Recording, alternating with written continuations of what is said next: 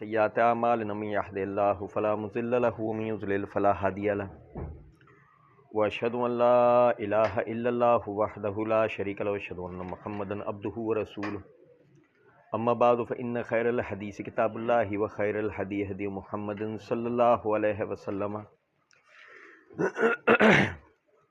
وشر الامور محدثاتها وكل محدثة بدعة وكل بدعة ضلالة وكل ضلالة في النار. اعوذ باللہ السمیع العلیم من الشیطان الرجیم من حمزہ ونفخہ ونفثہ. بسم اللہ الرحمن الرحیم. اللہم صلی علی محمد وعلی آل محمد کما صلیت علی ابراہیم وعلی آل ابراہیم انک حمید مجید. اللہم بارک علی محمد وعلی آل محمد کما بارکت علی ابراہیم وعلی آل ابراہیم انک حمید مجید. رب اشرح لی صدری ویسر لی امری واحلل عقدۃ من لسانی یفقہوا قولی. رب زدنی علما.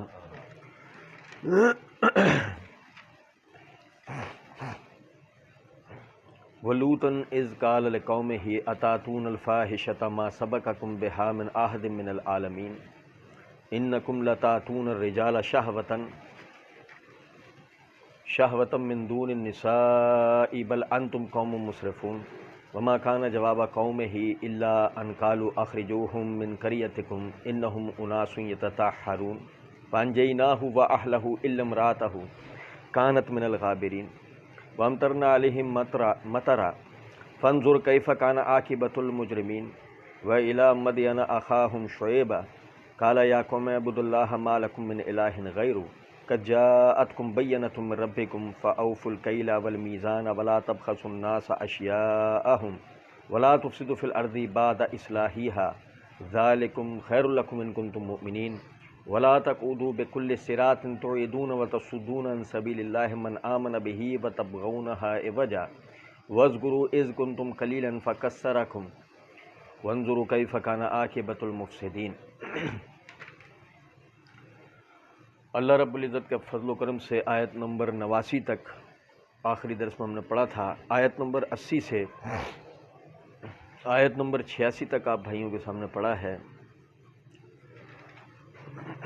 اللہ رب العزت نے جیسے کہ ہم پچھلے دفعہ بھی پڑھ رہے تھے اقوام عرب کو جو کہ اب سب سے پہلے اللہ کی اس آخری وحی کے اور اس دین کے مخاطب تھے، اللہ رب العزت نے انہیں ان کے معاشرتی خرابیوں اور برائیوں کے حوالے سے اور خاص طور پر اپنے باپ داداؤں کی پیروی کے نام پہ اور اپنی ثقافت کی پیروی کے نام پر جو وہ دین کو قبول نہیں کرتے تھے، اسلام کو قبول نہیں کرتے تھے، اللہ رب العزت نے ان کے آباء و اجداد کے ان کو حالات و واقعات بتانے شروع کرے. اور اس حالات و واقعات سے بتانا مقصود یہ تھا کہ جن آباء و اجداد کی تم بات کرتے ہو وہ اس طرح کی معاشرتی خرابیوں کے نتیجے میں یا دینی خرابیوں کے نتیجے میں وہ برباد کر دیے گئے، ختم کر دیے گئے. روئے زمین پر آج ان کے آثار تک بھی بمشکل نظر آتے ہیں. تو اللہ رب العزت نے اہل صدوم کا ذکر کیا. پھر یہاں اب ایک دوسری تمہید ہے. آپ لوگوں کو یاد ہوگا ہم نے اسی صورت کی ابتدا کے اندر پڑھا تھا کہ اللہ رب العزت نے فرمایا وَلَا تَقْرَبُوا الْفَوَاحِشَ مَا ظَهَرَ مِنْهَا وَمَا بَطَنَ. بے حیائیوں کے قریب بھی نہ جاؤ جو ان میں کھلم کھلا بے حیائی ہیں اور جو پوشیدہ ہیں کہ جن کے بے حیائی ہونے کے اندر بھی شک ہے. اللہ رب العزت نے ان کے قریب جانے سے منع کیا. اس کی وجہ ہے اسلام انفرادی دین نہیں ہے. اسلام اپنے اندر ایک اجتماعی شکل رکھتا ہے.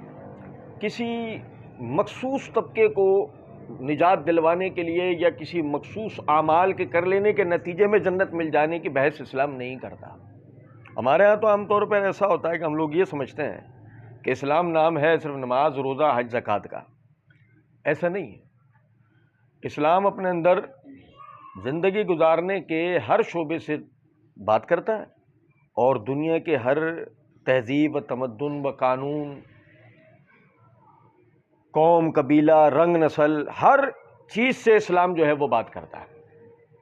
اب یہ سمجھنے کی بات ہے کہ ظاہر ہے کہ اگر کوئی آدمی یہ سمجھتا ہو کہ چند عقائد اور چند مسائل کا مجموعہ اسلام ہے، وہ قبول کر لیں تو آپ مسلمان ہیں، نہیں، یہ تو کہا جائے گا کہ آپ مسلمان ہو چکے ہیں، لیکن آپ مکمل مسلمان ہوئے ہیں یہ جب ہوگا جب آپ کی معاشرت کے اندر، آپ کی خانگی امور کے اندر، آپ کے کام کاروبار کے اندر، آپ کی سیاست کے اندر، آپ کی عبادات کے اندر، آپ کے معاملات کے اندر، ملنے جلنے کے اندر، اگر اسلام جس طرح کے اخلاق و قوانین و اصولیات بیان کرتا ہے اگر وہ آپ ان پر عمل کرتے ہیں تب کہا جائے گا کہ آپ ایک اچھے مسلمان ہیں،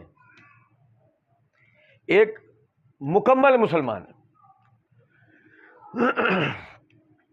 اب دیکھیں اسی میں ایک نقطہ ہے شہوات کا۔ شہوات جمع ہے شہوت کی، اور شہوت کہتے ہیں انسان کی مخصوص قسم کے احتیاج کو جس سے وہ لذت پاتا ہے، جیسے مثال کے طور پر کھانا، پینا یا بیوی کے پاس جانا، یہ جو تینوں چیزیں ہیں یہ انسانی وہ احتیاجات ہیں کہ جن سے انسان لذت پاتا ہے۔ تو جب لذت پاتا ہے تو اس کے لیے لفظ استعمال ہوتا ہے عربی میں شہوت کا، اور اس کی جمع جو ہے وہ شہوات ہے۔ اسلام شہوات کے حوالے سے بات کرتا ہے اور بتاتا ہے کہ اس میں کون سی چیز ایسی ہے جو تمہارے لیے صحیح ہے اور کون سی ایسی ہے جو تمہارے لیے غلط ہے۔ اب صحیح کو چھوڑ دیں 2 منٹ کے لیے، غلط کا مطلب یہ ہوتا ہے کہ وہ چیز تمہاری صحت کے اعتبار سے، وہ چیز تمہارے معاشرتی شکل کے اعتبار سے، ایک معاشرے کی ایک شکل ہوتی ہے نا، مثال کے طور پہ کسی معاشرے کو آپ کہیں یار یہ اچھے لوگ ہیں، یہ اچھی قوم ہے، یہ اچھا گھرانہ ہے، یہ اچھا خاندان ہے، آپ بات سمجھ رہے ہیں؟ اسے کہتے ہیں معاشرت۔ تو اب اس بات کو سمجھیں کہ جب اسلام شہوات سے بات کرتا ہے تو شہوت کا تعلق ہے معاشرت سے۔ اگر آپ اس کے اندر اسلام کی پیروی نہیں کرتے تو نتیجتاً یہ ہوگا کہ آپ کا جو معاشرہ ہے نا وہ خراب ہو چکا ہوگا، وہ خراب ہوگا لازماً۔ اب آپ سمجھیں اس خرابی کو۔ اللہ رب العزت نے انسان کو کہ مرد اور عورت کی حیثیت سے پیدا کرا، اور اس مرد اور عورت کے اندر سب سے پہلا جو رشتہ قائم کیا ہے وہ قائم کیا ہے شوہر اور بیوی کا۔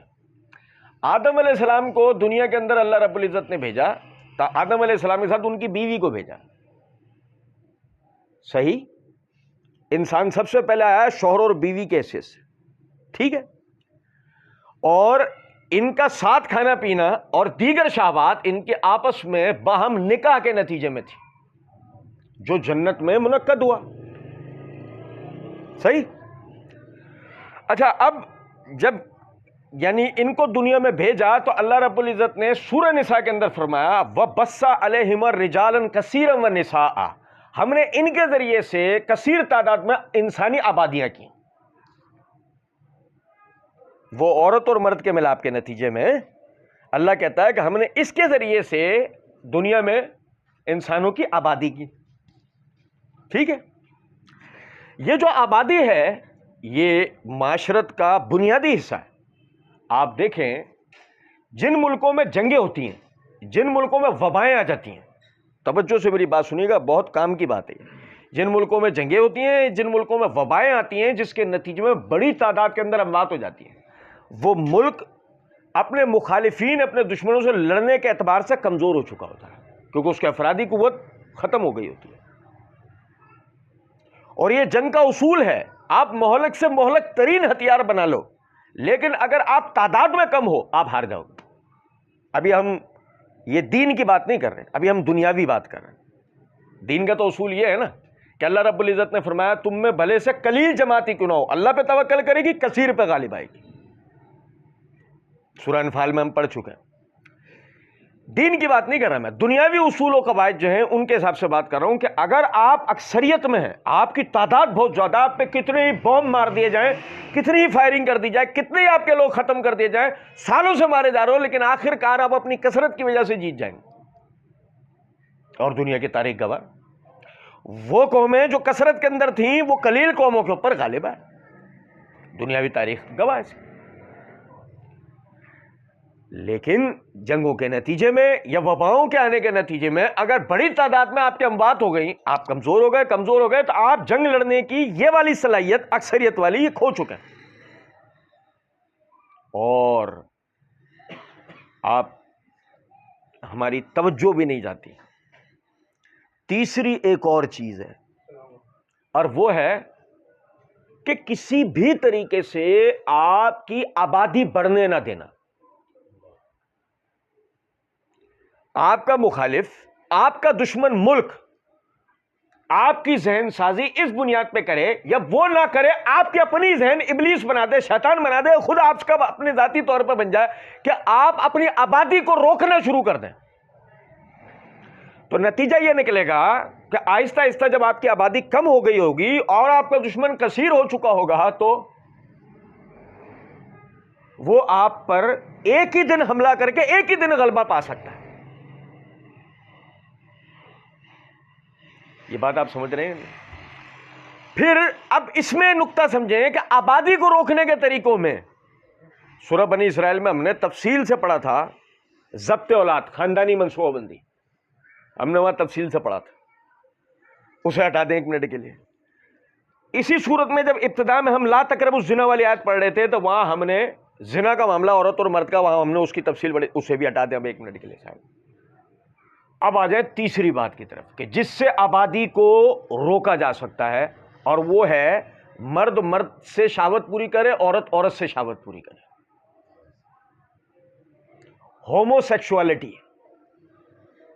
ہم جنس پرستی، مرد مرد سے اپنی شہوت پوری کرے اور عورت عورت سے اپنی شہوت پوری کرے، جس کے نتیجے میں اولاد کا سلسلہ مفقود ہو جائے، خاندان، انسانی آبادی وہ بند ہو جائے۔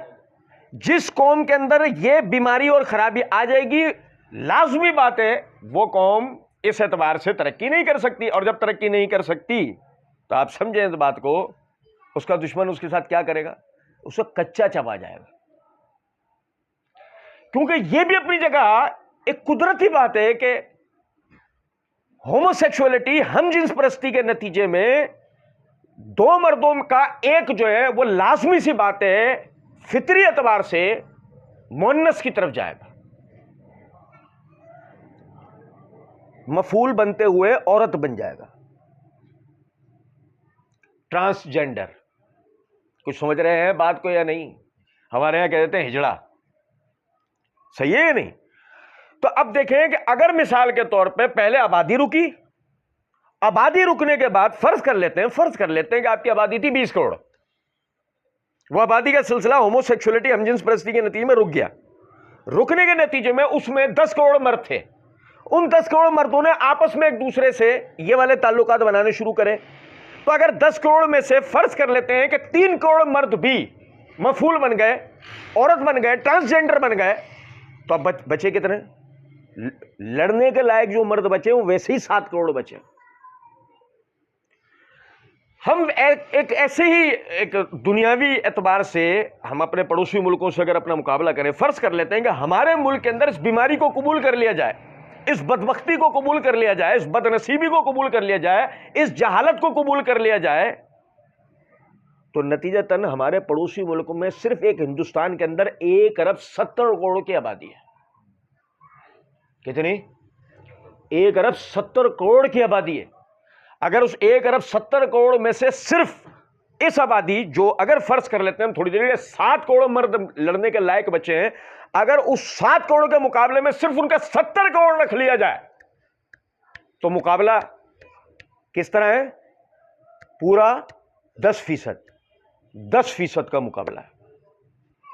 آپ اندازہ کریں کتنی معمولی سی بات لگتی ہے کہ جب ہم یہ کہ بھئی ٹھیک ہے مرد مرد سے پیار کر رہا ہے، مرد مرد سے محبت کر رہا ہے، تو کیا جیسے ہمارے آج کل ڈرامے بازی جو شروع ہوئی ہے ابھی، وہ LGBTQ والے یا ہم جنس پرستی کے حاملین جو اس کے اوپر باتیں کر رہے ہیں، وہ ہجڑوں کو ان کے حقوق دو۔ اور میرے بھائی میں آپ کو آج ایک بات بتاتا ہوں، یہ وہ ملک ہے، واحد دنیا کا واحد ملک ہے کہ جہاں پر کتے بلیوں تک کو ان کے حقوق حاصل ہیں۔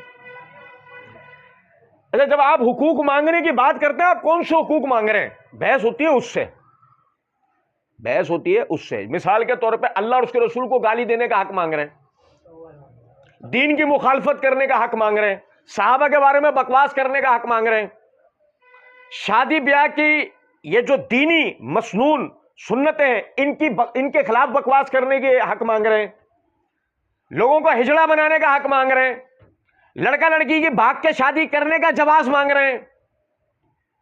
تو اگر یہ باتیں ہیں تو آپ سمجھیں دنیا کے کسی بھی معاشرے میں, وہ معاشرہ جہاں انسانی تہذیب اب بھی زندہ ہے, وہاں اس چیز کو قبول کیا جاتا.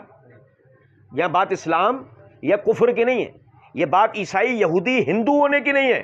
یاد رکھیں اس بات کو, جس معاشرے کے اندر بھی, دنیا کے جس ملک کے اندر بھی آج بھی ان کی تہذیب زندہ ہے, انہوں نے وہ جنگلیوں والی زندگی کی طرف دوبارہ نہیں لوٹ گئے.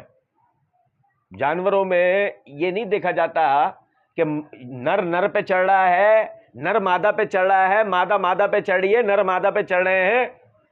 جانوروں کے اندر یہ چیز دیکھی نہیں جاتی. جانور اور انسان کے اندر جو فرق اشرف المخلوق ہونے کا ہے وہ یہ بھی ہے کہ انسان باقاعدہ دو خاندانوں کی آپسی صلاح و مشورے کے نتیجے میں نکاح کرتا ہے اور اس سے اپنے خاندان کو ترقی دیتا ہے. جب خاندان بڑا ہوتا ہے تو قبیلے کی شکل اختیار کرتا ہے, جب قبیلہ بڑا ہوتا ہے تو قوم بنتی ہے, اور جب قوم بنتی ہے تو ملک کے ملک فتح ہوتے ہیں, پھر جنگیں کھڑی ہوتی ہیں, پھر یہ سلطنتیں بنتی ہیں.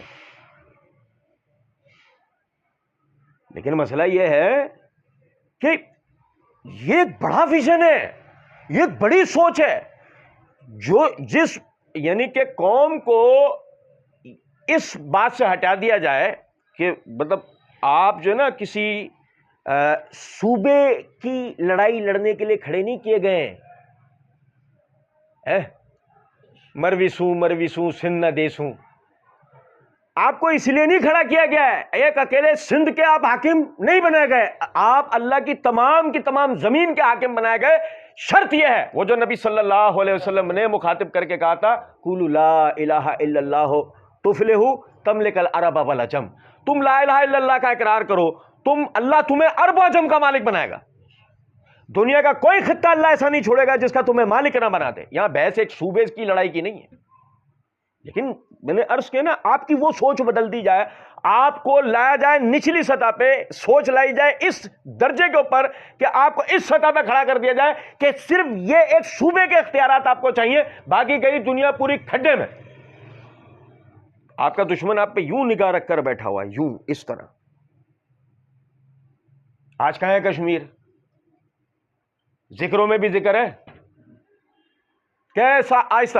میں کہہ رہا ہوں اگلے 4-5 سال کے بعد تو شاید وہ سولیڈیریٹی ڈے بھی گزر جائے گا, یعنی کہ یوم اظہار یکجہتی والا دن بھی گزر جائے گا. شاید ہمارے بچوں کو بھی نہیں پتا ہو کہ یہ دن کیوں منایا جاتا تھا. ہم دن منانے سے بحث نہیں کر رہے, ہم تو اس چیز کے قائل ہی نہیں ہیں. ہم تو کہتے ہیں کہ جو آپ کا مقصد ہے وہ سال کے 365 دن ہے, وہ کسی ایک دن نہیں ہے. جس مقصد کے لیے اللہ نے آپ کو کھڑا کیا وہ سال کے 365 دن ہوتا ہے, کسی ایک دن نہیں ہوتا ہے. اتنے بڑے بڑے ویژن تھے آپ کی نظروں سے فراموش کروا کے آج آپ کو کہاں لا کے کھڑا کر دیا گیا ہے کہ آپ یہ بحث کر رہے ہیں کہ آیا مرد سے شہوت کرنا, بدفعلی کرنا یہ جائز ہے ناجائز ہے, اس کو قانونی درجہ دیا جائے نہیں درجہ دیا جائے. کورٹ میں بحثیں ہو رہی ہیں, فلاں ہو رہا ہے, یہ ہو رہا ہے. ارے بھائی کون سی قوم ہو؟ غور سے دیکھو ذرا ان ممی ڈیڈی والوں کو, یہ جو وہاں پہ کھڑے ہوتے ہیں موم بتی مافیا, غور سے دیکھیں, آپ کو سمجھ میں آئے گی بات. یار یہ مطلب آپ یعنی فوجی لباس کے اندر ہے نا, دشمن اگر ان کے سامنے کھڑا, ان کے پیشاب نکل جائے, ہارٹ فیل سے ان کی موت ہو جائے, ناک منہ کان سے خون نکلا ہے ان کا, صرف فوجی لباس میں سامنے آ کے کھڑا ہو جائے وہ گن لے کے. اب آپ اندازہ کریں کس جگہ پر جا کر ہمارے جوانوں کو کھڑا کیا جا رہا ہے. جوان جو ہے وہ آہستہ آہستہ مونس بنتے جا رہے ہیں. وہ کیا بنتے جا رہے ہیں؟ ہجڑے. وہ ہجڑے بنتے جا رہے ہیں. لیکن اللہ نے اس سے روکا ہے اور بتایا کہ دنیا میں سب سے پہلے اگر کسی قوم میں یہ معاملہ شروع ہوا تھا تو اہل سدوم میں. فلسطین اور شام کے درمیان کی ایک مخصوص بستی تھی. لوط علیہ السلام جو کہ ابراہیم علیہ السلام کے بھتیجے تھے, اللہ رب العزت کا حکم پا کر اللہ کے دین کی دعوت لے کر فلسطین سے نکلے اور دعوتی سلسلہ کرتے کرتے پہنچے صدوم، اللہ رب العزت نے یہیں پر انہیں مقرر کر دیا کہ یہاں آپ نے دعوت دین کا کام کرنا ہے۔ قوم کے اندر خرابی شرک اور کفر کے بعد اگر کوئی خرابی تھی تو آپ دیکھیں کیا جملہ وہ اپنی زبان سے ارشاد فرما رہے ہیں، وَلُوطًا اِذْ قَالَ لِقَوْمِهِ أَتَأْتُونَ الْفَاحِشَةَ مَا سَبَقَكُم بِهَا مِنْ أَحَدٍ مِنَ الْعَالَمِينَ۔ اور لوط نے جب اپنی قوم سے کہا اے میری قوم، تم بے حیائی کا وہ کام کرتے ہو کہ کائنات میں تم سے پہلے کبھی کسی نے یہ کام نہیں کیا ہوگا۔ لوط علیہ السلام کی قوم سے پہلے کبھی کسی نے یہ کام نہیں کیا تھا، حتیٰ کہ خلیفہ ولید بن عبد الملک رحمۃ اللہ علیہ وہ ایک بات کہا کرتے تھے کہ اگر قرآن میں اللہ رب العزت نے لوط علیہ السلام کی قوم کا واقعہ ذکر نہیں کیا ہوتا تو مجھے زندگی میں کبھی یقین نہیں آتا اس بات کے اوپر کہ مرد مرد سے، عورت سے اپنی شہوت پوری کرتا ہے۔ مجھے کبھی یقین ہی نہیں آتا اس بات پہ کہ ایسی بھی دنیا میں کوئی لوگ ہیں کیا۔ آپ اندازہ کریں،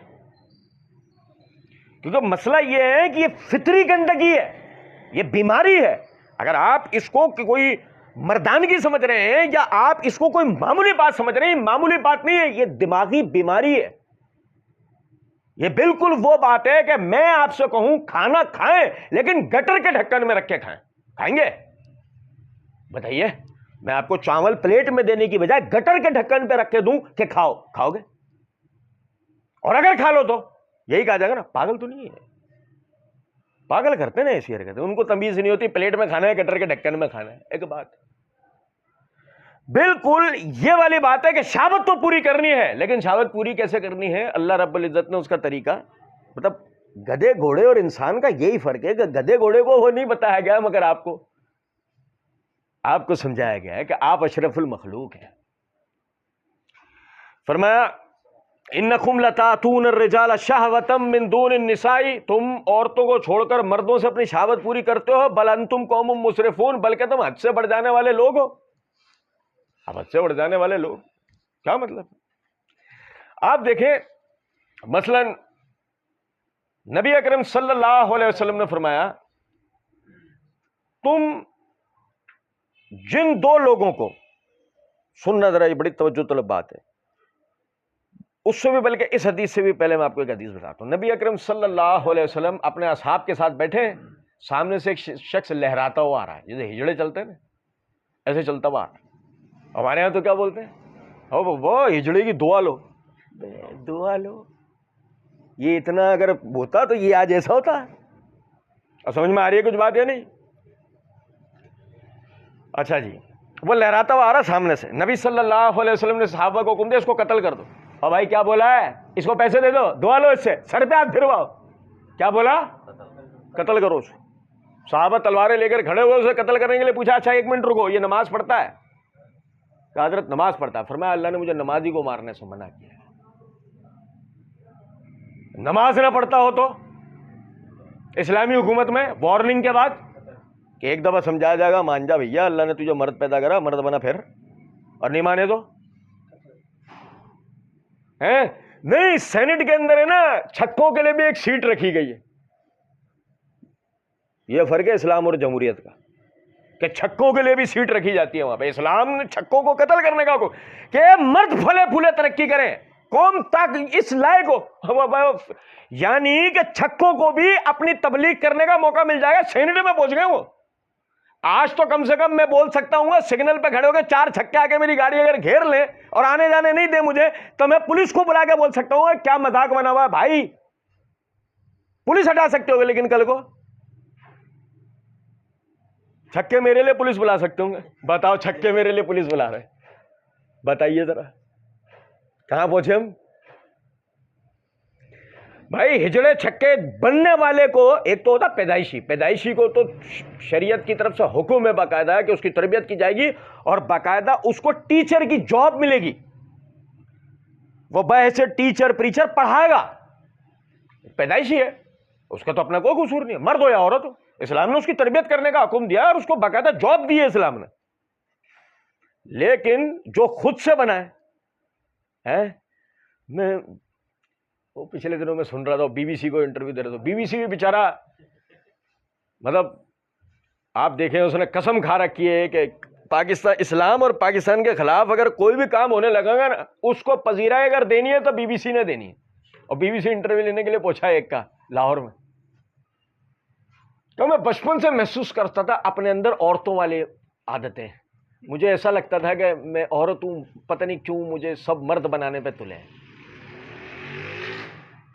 اس لیے پھر آخر کار میں نے اس کے لیے فائٹ کی اپنے گھر والوں سے، اور پھر میں نے اپنا آپریشن کرا لیا. آج میں ہنسی خوشی زندگی بسر. کبھی کبھی لگتا ہے صحیح ہے، اللہ نے گنجے کو ناخن نہیں دیا اور ہمارے والوں کو حکومت. بالکل صحیح، ایسا اس کا آپریشن کرواتے ہیں نا ایک ہی دفعہ میں. اچھا سنیں، میں آپ کو ایک بات بتاؤں. دیکھیں، کیا بچپن میں ذلیل سے ذلیل حرکتیں کرنے کا ہمارا دل نہیں کرتا ہے؟ کرتا ہی نہیں کرتا. بچے ہوتے ہیں نا، پتہ نہیں ہوتا بعض باتوں کا. ہمارے بڑے جو تربیت یافتہ ہوتے ہیں، ایک اچھے سمجھدار یعنی کہ مسلمان اور دنیا دار ہوتے ہیں، وہ اپنے بچوں کی تربیت یعنی ہماری تربیت کرتے ہیں. نہیں بیٹا یہ نہیں کرنا ہے، نہیں بیٹا ایسا نہیں، نہیں بیٹا تم اس لیے پیدا نہیں کی گیا ہو، اللہ نے تمہیں کسی اور مقصد کے لیے پیدا کیا، بڑے مقاصد کے لیے پیدا کیا، اللہ نے تم سے بڑے کام لینے. ایسا ہی ہے بھائی، تربیت ہوتی ہے، بڑے ہوتے ہیں نا تو آہستہ آہستہ محسوس ہوتا ہے. یقین کریں ہمارے پچھلے دنوں تک تو بھائی ماشاءاللہ محسوس کرتے تھے اپنے اندر کہ ہم پینٹاگون فتح کر لیں گے. آج تو گاڑی کھاتے کے لیے سوچ رہے ہوتے. ایک وقت تھا ہمارے لوگ کہتے پینٹاگون فتح کر لیں گے ہم، کیونکہ وہ تربیت کی بات تھی نا ساری. ہمارا بالکل بھی دل نہیں کرتا تھا کہ ہم کیا بن جائیں، ٹرانسجینڈر بن جائیں، ہم آپریشن کروائیں، عورت بن گئے. سنیں ذرا بات کو. بل انتم قوم مسرفون، بلکہ تم حد سے بڑھ جانے والے لوگ ہو. یہ حد سے بڑھنا ہے کہ اللہ رب العزت نے شہوات کی حد جو رکھی ہے وہ یہ رکھی ہے کہ مرد اپنی بیوی سے، بیوی اپنے شوہر سے اپنی شہوات کو پوری کرے گا. حتیٰ کہ آپ دیکھیں ذرا اس بات کو، صحیح بخاری کتاب النکاح میں حدیث ہے، بہت پیاری حدیث ہے. نبی اکرم صلی اللہ علیہ وسلم نے فرمایا جب تو اپنی بیوی سے ہم بستری کرتا ہے اللہ تجھے اجر دیتا ہے. صحابہ حیران کہ اللہ کے رسول میں تو اپنی شہوت پوری کرنے جاتا ہوں.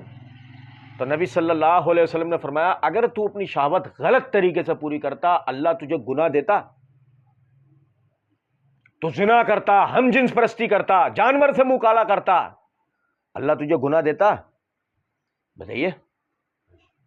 تو فرمایا جب تو اپنی بیوی کے پاس جاتا ہے اللہ کے یعنی کہ حکم کے مطابق اپنی شہوت کو پوری کرتا ہے اللہ تجھے اجر دیتا ہے.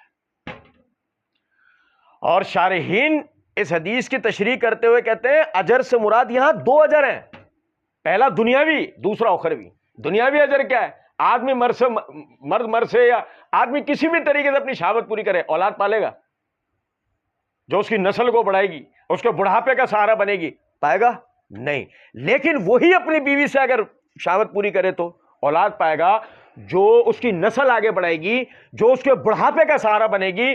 تو اس یعنی کہ ہم بستری کے نتیجے میں اللہ رب العزت نے اس کو دنیاوی ایک اجر دیا، اخروی تو اپنی جگہ.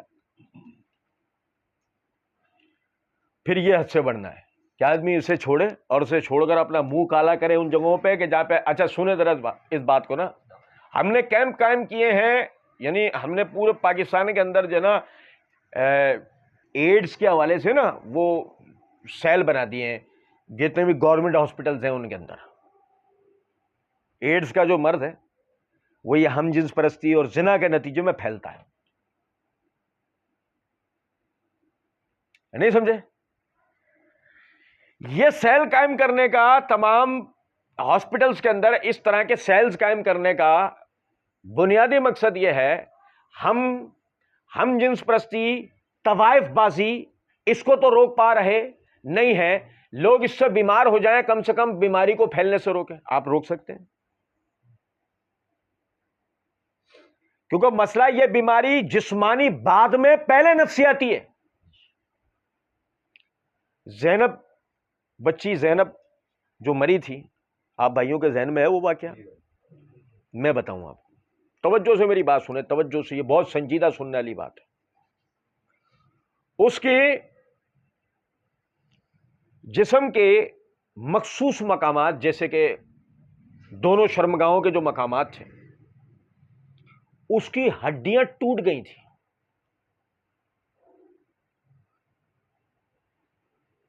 اس 6-7 سالہ بچی کی شرمگاہ کے دونوں مقامات کی جو ہڈیاں تھیں وہ ہڈیاں ٹوٹ گئی تھی اس کی. وہ جو اس کے ساتھ کیا گیا ہے، دیگر تمام چیزیں چھوڑیں، وہ جو یہ اس درجے کا کام اس کے ساتھ آدمی نے اس نے کیا، وہ یہ کام صحیح سالم دماغ رکھنے والا انسان کر سکتا ہے؟ آپ بتائیے. کیونکہ وہ صرف یہ نہیں ہے کہ اس نے اس کے ساتھ بدفعلی کی ہے، اس نے کوئی اوزاروں کا استعمال کیا ہے اس کی ہڈیاں توڑنے کے لیے. اب میری بات سمجھ رہے ہیں یا نہیں؟ چھوٹی سی بچی کے ساتھ اوزاروں کا استعمال کر کے وہ آخر کیا مزہ حاصل کرنا چاہ رہا تھا؟ 1 منٹ کے لیے سوچیں کیا اس کے دماغ میں ایسا تھا. اور اس جگہ جو وہ آدمی پہنچا وہ کس ماحول کی وجہ سے وہ اس جگہ تک پہنچا ہے. پھر اگر یہ واقعہ ہو گیا تو کیا گارنٹی ہے کہ آپ کی میری بیٹی بہنوں کے ساتھ یہ واقعہ دوبارہ نہیں ہو سکتا ہے؟ کوئی گارنٹی ہے ہمارے پاس؟ میرے بھائی اتنی خطرناک بات ہے یہ، ہم اسے اتنا معمولی سمجھتے ہیں کہ جس کی کوئی حد نہیں. آپ کے حیدرآباد میں ہیر آباد میں واقعہ ہو چکا ہے پچھلے ہی دنوں، ہوا تھا نہیں ہوا تھا بھائی، اس میں بھی یہی ہوا. میں بتانا صرف یہ چاہ رہا ہوں آپ کو بات کہ انسان دماغی مریض ہوتے ہوئے ایک ایسے اور یہ ذہن میں خیال ہے یہ کیسے ہوتا ہے؟ یہ کیسے ہوتا ہے؟ بچپن میں حادثے ہوتے ہیں. میں کیا ابھی تفصیل سے بتاؤں؟ بچپن میں حادثے ہوتے ہیں، بڑا ہوتا ہے تو سوشل میڈیا کا استعمال کر رہا ہوتا ہے، نیٹ دیکھ رہا ہوتا ہے، اما ابا بڑے بہن بھائی وغیرہ یہ دیکھ ہی نہیں رہے ہوتے کہ یہ موبائل کا کیا استعمال کر رہا ہے. وہ چیزیں دیکھتے دیکھتے اتنا نفسیاتی ہو چکا ہوتا ہے کہ اس کو اپلائی کرنے کے لیے وہ جگہ ڈھونڈ رہا ہوتا ہے، ایک ایسی جگہ کہ جو آسانی سے ہو جائے اور اس سے اس کے اوپر کوئی آنچ بھی نہیں آئے. تو آسان ترین ہدف کیا ہوتے ہیں؟ بچے. یہ آسان ترین ہدف ہوتے ہیں. اور میرے بھائیوں یار اللہ کی قسم ہمارے اپنے ملک کے اندر کیسے کیسے واقعات ہو چکے ہیں. وہ واقعہ آپ لوگوں کے ذہن میں ہوگا جو لاہور M9 کے اوپر ہوا تھا. ماں اور بیٹی کو کار میں سے نکال کر اس کو جنگل میں لے گئے تھے، 4 لوگوں نے اس سے بدفعلی کی تھی. وہ واقعہ آپ کے ذہنوں میں؟ آدمی سمجھے اس بات کو کہ ماں کو باندھ کے اس کے سامنے اس کی بیٹی سے کرنے کا مطلب کیا ہے، کیا وہ اس سے حاصل کرنا چاہ رہے ہیں. آپ تھوڑی دیر کے لیے یہ نہیں دیکھیں اس نے کیا کیا ہے، اس کی اس فطرت کو سمجھنے کی کوشش کریں آخر اس قسم کے واقعات کر کے وہ کیا تسکین حاصل کر رہے ہوتے ہیں اور اس وقت ان کی دماغی کیفیت کیا ہوتی ہے. اور جب وہ اس کے لیے شکار ڈھونڈ رہے ہوتے ہیں اس وقت ان کی کیفیت کس طرح کی ہوتی ہوگی یار. ہم یہ آسانی سے کہہ سکتے ہیں گولی مار دو جلا دو، گولی مار دو جلا دو. سوال یہ پیدا ہوتا ہے یہ سوچ، یہ فکر، یہ نفسیاتی بیماری جس وجہ سے جنم لیتی ہے ہم اسے کیوں نہیں ختم کرتے ہیں؟ آج آپ سوال کریں وَمَا كَانَ جَوَابَ قَوْمِهِ إِلَّا أَنْ قَالُوا أَخْرِجُوهُمْ مِنْ قَرْيَتِكُمْ. لوط علیہ السلام نے اپنی قوم سے کہا تو قوم نے جواب کے اندر یہ کہا تجھے سمجھ میں نہیں آ رہا تو یہاں سے نکل جا. یہ جواب ہے. کیونکہ جن چیزوں پر میں نے توجہ دلائی آپ خود بھی ذرا بالکل اکیلے میں بیٹھ کے اس کے اوپر سوچیں گے کہ واقعی وہ نکات ہیں کہ جن پہ بحیثیت قوم توجہ کرنے کی ضرورت ہے کہ ہاں یہ قومی امراض ہیں. یہ کوئی ایسی معمولی باتیں نہیں ہیں، یہ قومی مرض ہے. آ گیا اگر قوم کے اندر تباہ ہو جائے گی، ہماری قوم ختم ہو جائے گا، ہمارا مورال، ہمارا ذاتی تشخص ختم ہو جائے گا. اس پہ کام کرنے کی ضرورت ہے. قانون سازی اس پہ کرنے کی ضرورت نہیں ہے کہ جو آدمی ہجڑا پیدا ہو گیا ہے تو اب اس کے معاملات کیا ہوں گے. قانون ساز کبھی کسی دور میں بھی ہمارے ملک کے اندر پیدائشی جو نامرد تھے ان کے ساتھ کبھی بدسلوکی کے معاملات نہیں ہوئے. معاشرے کی خرابی اپنی جگہ ہے، ملکی اعتبار سے، دینی اعتبار سے کبھی ان کے ساتھ کوئی خرابی ہم نے تو اپنی آج تک کی عمر میں نہیں سنی. ہاں خرابی ہوئی تو وہی ہوئی کہ اس آڑ کے اندر ہم نے ہم جنس پرستی کو فروغ دینے کی کوشش کی، نتیجے میں زینب کے قاتل جیسے لوگ ہمارے معاشرے میں پیدا ہوئے۔ پھر یہ میں کہہ رہا ہوں نا، مار دو، ایسے پھانسی دو، ویسے سنسار کر دو، جلا دو، وہ اپنی جگہ ہے، وہ تو مجرم کا حل ہے، لیکن جرم کا حل کیا ہے؟ یہ تو مجرم کا حل ہو گیا نا، جرم کا حل کیا ہے؟ اللہ کی قسم یہ بڑی سوچنے کی بات ہے۔ وہ کہہ رہے ہیں انہم اناس یتطہرون، بڑے مولوی بن رہے ہو، بڑے پاکیزہ بن رہے ہو تم، جیسے کہ تمہارے خاندان کے لوگ تو اس میں ملوث ہیں نہیں۔ لوط علیہ السلام کی اپنی بیوی جو ہے ان کے ساتھ ملی ہوئی تھی، پڑھیں گے، بڑے پاکیزہ بن رہے ہو۔ یاد رکھیں برائی کا جواب یہ بتانا نہیں ہوتا کہ سامنے بھی برائی ہے، برائی کا جواب یہ ہوتا ہے تم اپنی اصلاح کے لیے کیا کر رہے ہو۔ برائی کا جواب یہ قطعی نہیں ہوتا یار آوے کا آوا بگڑا ہوا یار سب کر رہے ہیں، یہ برائی کا جواب نہیں ہوتا۔ برائی کا جواب یہ ہوتا ہے تمہاری قبر میں یہ سب اتریں گے، یہ سب تمہارے ساتھ دفنائے جائیں گے؟ نہیں، تم اپنی قبر میں اکیلے اتارے جاؤ گے۔ منکر نکیر تم سے سب سے علیحدہ علیحدہ آ کے سوالات کریں گے، اور حشر کے میدان میں حساب کتاب تمہارا سب کا علیحدہ علیحدہ ہوگا۔ یہ کہہ کر کوئی نہیں چھوٹ جائے گا کہ اللہ میں نے یہ کام اتنے اتنے لوگوں کو کرتے ہوئے دیکھا تھا، تب میں سمجھا کوئی حرج نہیں ہے تو میں نے کیا تھا، یہ کہہ کے جان بچے گی۔ قوم کا جواب یہ تھا کہ ان کو تمہیں یہاں سے تمہیں نہیں سمجھ میں آ رہا، تم نکل جاؤ یہاں سے، تمہیں کیا ہے۔ اور آج بھی آپ اس بات کو دیکھیں سمجھیں کہ یہ elite class, medium class, lower class, یہ کوئی بحث نہیں ہوتی ہے۔ نہیں آپ دیکھیں نا، یہ ان کی اپنی ذاتی زندگی ہے، نہیں کسی کی بھی ذاتی زندگی نہیں ہے۔ آپ میری بات سمجھیں، یہ ان کی ذاتی زندگی نا، مثال کے طور پہ سمجھیں، مطلب ہم بحیثیت انسان بات کر رہے ہیں، شراب پی کر ایک آدمی روڈ پر آئے گا کیا کرے گا؟ شراب پینا اس کا اپنا ذاتی فعل ہے، لیکن شراب پی کے جب وہ روڈ پر آئے گا تو کیا کرے گا؟ مثال کے طور پہ چھوٹے میں چھوٹا کام پتہ کیا کرے گا؟ چھوٹے میں چھوٹا کام، لہراتا ہوا روڈ پر آ گیا، آدمی کو اپنی گاڑی بچانا مشکل ہو گئی، لہراتا ہوا کسی آدمی سے ٹکرا گیا، سوری میں نشے میں تھا، سوری، کم سے کم بات ہے نا۔ ورنہ تو ہم نے جو شرابیوں کو دیکھا ہے وہ جس طرح کی حرکتیں وہ کرتے ہیں، اللہ سمجھ میں آتا ہے کہ کیوں حدیث کے اندر ام الخبائث قرار دیا گیا ہے، گناہوں کی ماں۔ نشے کو جو گناہوں کی ماں قرار دیا گیا ہے، سمجھ میں آتی ہے بات کہ واقعی میں کیوں، کیونکہ انسان اس سے پہلے، نشہ کرنے سے پہلے، انسان گناہ کرنے سے پہلے سوچ سکتا ہوتا ہے کہ یار کروں نہ کروں، لیکن نشے میں اس سے ہر گناہ کروایا جا سکتا ہے، وہ آرام سے کر جائے گا، اور حدیث میں ہے بھی ایسا ایک ذکر۔ بہرحال ابھی تفصیل کا موقع نہیں ہے، میں صرف بتانا یہ چاہ رہا تھا، اس بات کو سمجھے گا ذرا کہ بھائی آج یہ ہوتا ہے کہ ہم یہ کہہ دیتے ہیں بھائی اس کا اپنا ذاتی معاملہ نہیں، بھائی جان یہ ذاتی معاملہ نہیں ہے۔ جیسے کہ سمجھے اس بات کو، ابتدا میں جب عمران تھا، جس وہ زینب کا قاتل عمران، ابتدا کے اندر وہ جو بھی تھا نا وہ اس کا ذاتی معاملہ تھا، اور آپ کو پتا وہ ایک دفعہ پکڑا بھی گیا اپنے علاقے میں،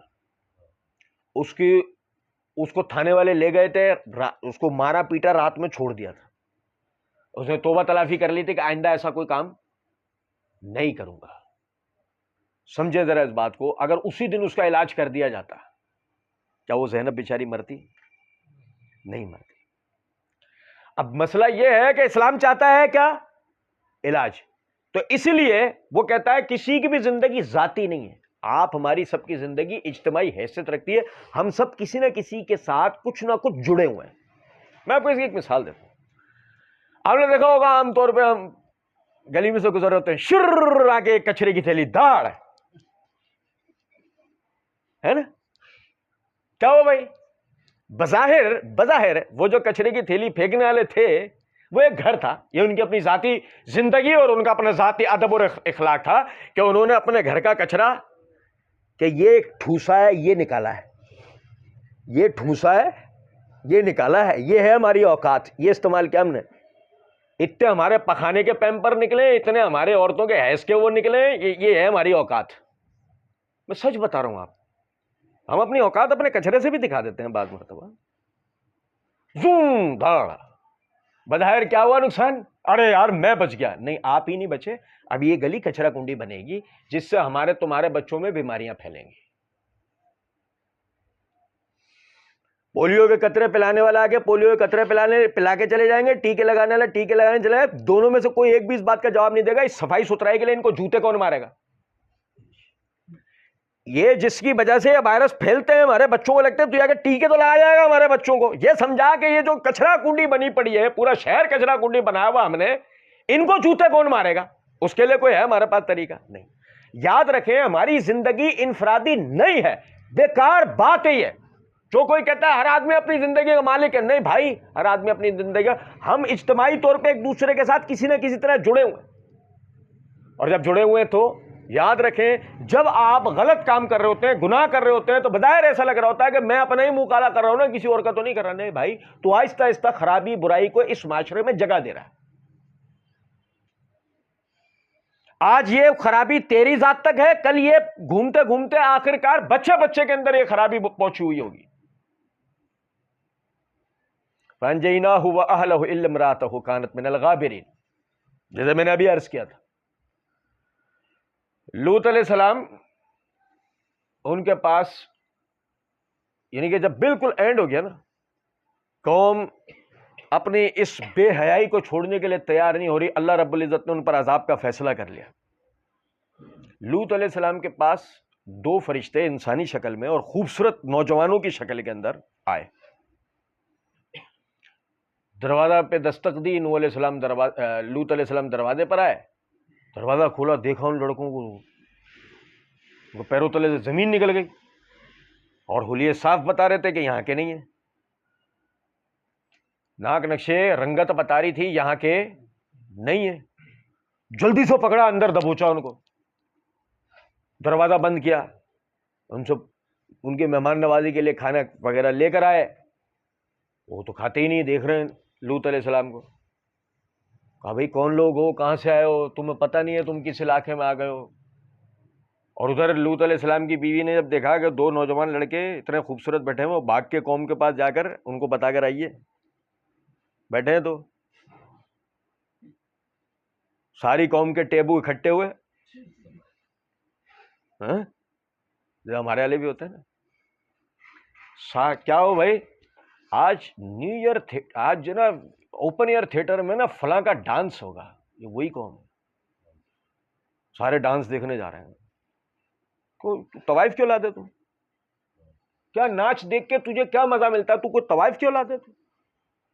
یاد رکھیں اس بات کو مردوں والے کام پسند آتے ہیں نا، چھکوں کو چھکوں والے.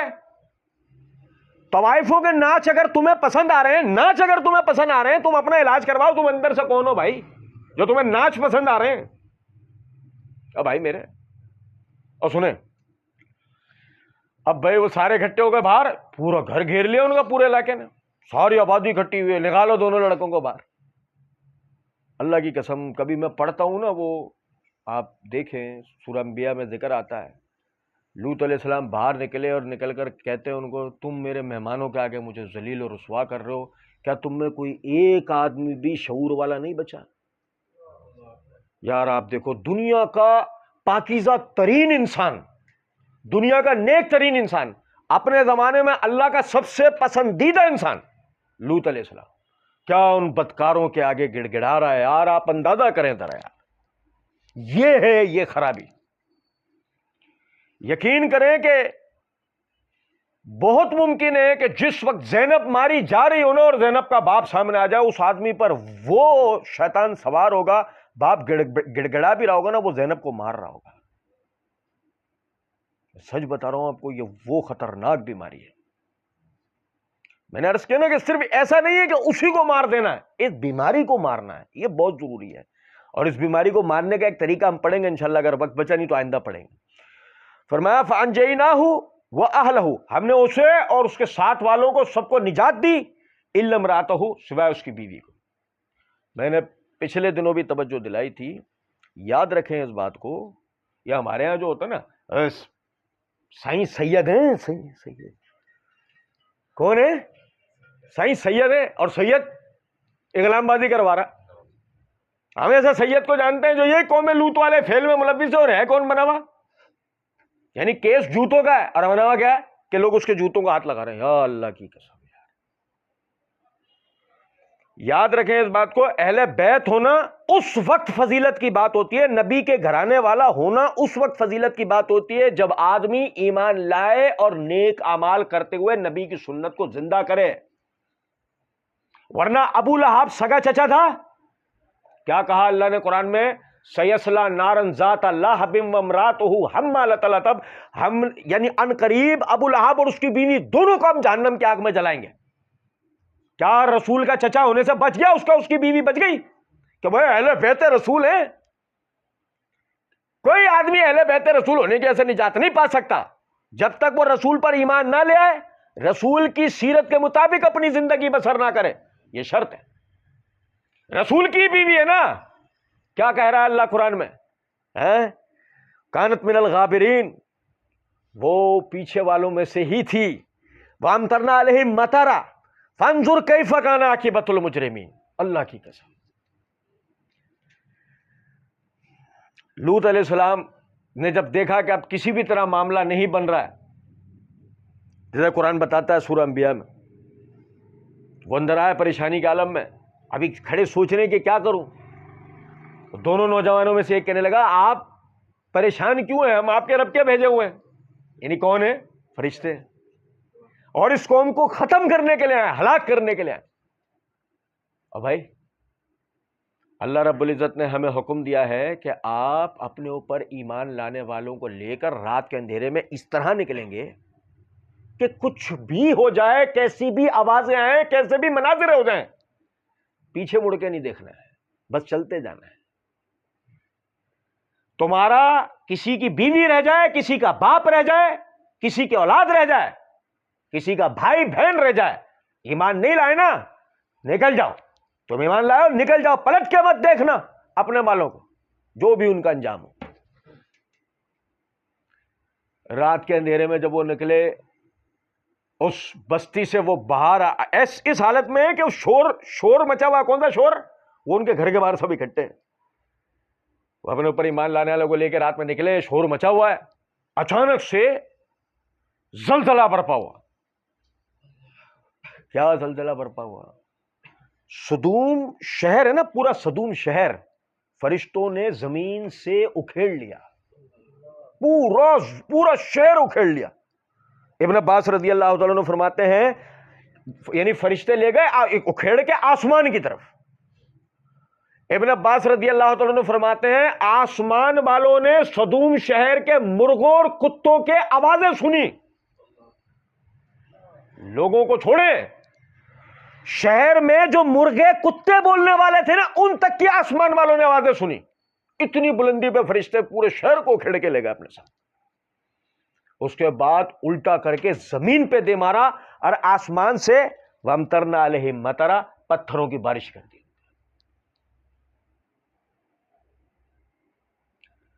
یہی وجہ ہے کہ عبداللہ بن زبیر رضی اللہ تعالی عنہ، ان کے دورہ خلافت کے اندر انہیں پتہ لگا، ایک کیس ان کے پاس لایا گیا کہ ایک آدمی نے یہی قوم لوط والا فیل کیا تھا. عبداللہ بن زبیر رضی اللہ تعالیٰ عنہ نے یہ پوچھے بغیر کہ شادی شدہ ہے یا کمارا ہے، یہ پوچھے بغیر آپ نے لوگوں کو حکم دیا، انہیں اسے میدان میں لے جایا گیا، زمین میں آدھا گاڑ کے پتھر مار مار کے ہلاک کر دیا گیا. عبداللہ بن عمر موجود تھے، ابن عباس موجود تھے. کسی نے کوئی اعتراض نہیں کیا کہ بھئی یہ تو شادی شدہ زانی کی سزا، آپ اسے کیوں دے رہے ہیں؟ اور یہی وجہ ہے کہ امام قرطبی تفسیر کے اندر اس آیت کی تفسیر کرتے ہیں، کہتے ہیں کہ یہی موقف امام شافعی رحمۃ اللہ علیہ کا بھی ہے کہ جو شخص بھی قوم لوط والا کام کرتا ہوا پکڑا جائے گا، وہ حد کون سی پائے گا؟ جو شادی شدہ زانی کو دی جاتی ہے. ہاں، نبی صلی اللہ علیہ وسلم نے یہ کہہ دیا ہے کہ فاعل اور مفعول یعنی کرنے والا اور کروانے والا دونوں کو قتل کر دیا جائے گا. قتل کا حدیث کے اندر نہیں بتایا گیا کہ کس طرح قتل کیا جائے، لیکن قرآن بتاتا ہے کہ فرشتوں نے رجم کیا تھا، انہیں پورے شہر کو رجم کر دیا تھا، سب کو سنسار کر دیا اکٹھا ایک ساتھ. کیا منظر ہے، آپ اندازہ کریں، پورا شہر صفا ہستی سے مٹا دیا، ختم. اور اب جب پومپیو کا علاقہ، یہ قدیم پومپیو کا علاقہ جب یہ دریافت ہوا، وہ ان کی لاشیں ملی ہیں، یعنی ان کے ڈھانچے ملے، ایک آدمی ایسا نہیں ہے جس کی ریڑھ کی ہڈی سلامت ہو. ان ڈھانچوں میں سے کسی ایک کی بھی ریڑھ کی ہڈی سلامت نہیں ہے. اور میرے بھائی آپ سمجھے، ریڑھ کی ہڈیاں ٹوٹتی ہیں بہت بڑے بڑے حادثات کے اندر، یا بالکل کچل کے مر جانے والے یعنی کیفیت میں، بالکل کچل گیا ہونا آدمی جب ریڑھ کی ہڈی ٹوٹتی ہے. ریڑھ کی ہڈی اتنی آرام سے نہیں ٹوٹتی. کیا جرم تھا اس قوم کا؟ وہ اغلام بازی کرتے تھے، ہومو سیکشولیٹی، ہم جنس پرستی.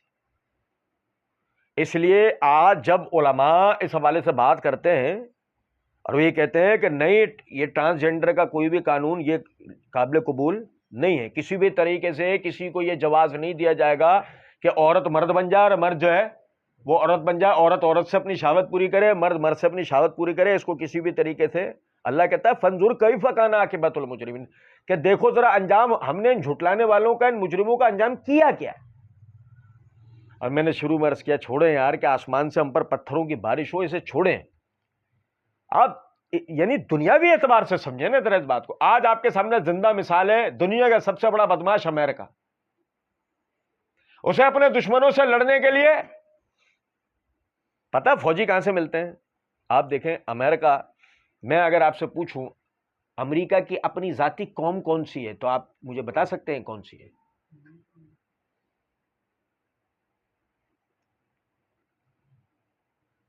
جیسا ہماری ہے، پنجابی ہے، بلوچی ہے، سندھی ہے، سرائکی ہے، یہ ہمارے اپنی ذاتی قوم ہے نا یہاں کی.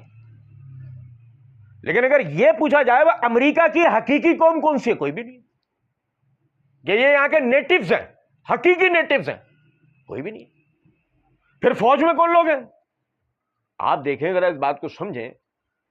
جیسا ہمارے یہاں ہوتا ہے بھئی، وہ فوج کے جوان شہید ہو جاتے ہیں تو ہمارے ہاں وہ نشان حیدر وغیرہ یہ جب مل رہا ہوتا ہے تو والدین آتے ہیں، باپ زندہ ہوتا ہے باپ آتا ہے، ماں باپ زندہ ہوتے ہیں دونوں آتے ہیں، ماں زندہ ہوتی ہے تو ماں لینے کے لیے آتی ہے، ماں باپ دونوں ہی نہیں ہوتے تو بہن بھائی لینے کے لیے آتے ہیں نا، اسٹیج پر آتے ہیں، نشان حیدر دیا جاتا ہے.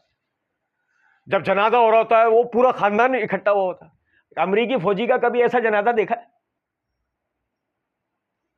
کیونکہ اس کو 3 اسٹار 4 اسٹار جو میڈل مل رہے ہوتے ہیں، اس کو اس ٹائم پر اس کی جو گرل فرینڈ یا بیوی تو آ سکتی ہوگی، نہ بہن، نہ بھائی، نہ ماں، نہ باپ، نہ اور کوئی رشتہ دار تو ہے ہی نہیں، تو کیسے آئیں گے؟ زنا کی پیدائش ہے وہ، زنا وہاں پہ لیگل ہے، قانونی ہے.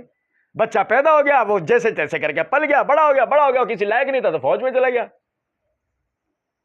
کچھ کر نہیں سکتا تھا تو فوج میں چلا گیا. وہ یہی وجہ ہے کہ افغانستان وار کے بعد جب تک عراق تک پہنچا، عراق میں ذہنی مریض ہو گیا،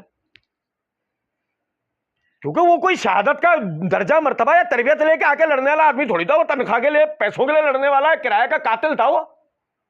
اس کرایہ کے قاتل نے جب زمینی سرنگیں دیکھی، بوتلوں میں بندی ہوئی بارودی بم دیکھے جو اس نے زندگی میں کبھی دیکھے ہی نہیں تھے، ادھر پیر رکھے تو یہاں سے بھی نکل رہا، ادھر پیر، وہ ذہنی مریض بن گیا وہ کہ کیسے بچوں. عرض کرنے کا صرف مطلب یہ ہے، آپ سمجھیں ذرا اس بات کو. امریکہ کو پھر سمجھ میں آیا کہ بھائی ویتنام کے اندر دوسری جنگ عظیم میں جاپان سے لڑکے، پھر افغانستان میں لڑکے، پھر عراق میں لڑکے، بہت فوجی ہم نے مروا لیا. اب تو ہمارے پاس اتنے تو ہمارے پاس لوگ ہی نہیں ہیں. فوجی میں بھرتی کرے تو کیسے کریں، اور کر بھی لیں تو پھر وہ اینڈ یہی ہوگا، اتنے سارے وہ مر جائیں گے، پھر بکیا پاگل ہو جائیں گے. پھر انہوں نے ایک حل نکالا، 5th جنریشن وارفیئر، پروکسی وار.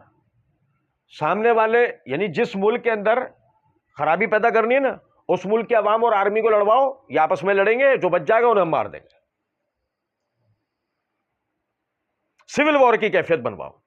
وہ اس میں کامیاب ہوئے افغانستان میں شمالی اتحاد کے ذریعے، وہ اس میں کامیاب ہوئے عراق میں کردوں کے ذریعے، وہ اس میں کامیاب ہوئے لیبیا میں معمر قذافی کے ذریعے، وہ اس میں پچھلے دنوں کامیاب ہونے والے تھے ترکی میں، وہ اس میں کامیاب ہونے والے تھے سعودی عرب میں. بحرین کے جو حالات خراب ہوئے تھے. ہم تو دنیا کی بے وقوف قوم ہے نا، اپنے سیاستدانوں کے کہنے پہ جس کو چاہے گالیاں دے دیتے ہیں. لیکن یہ حقیقت ہے، انویسٹمنٹ ہے ان کی ہم پر.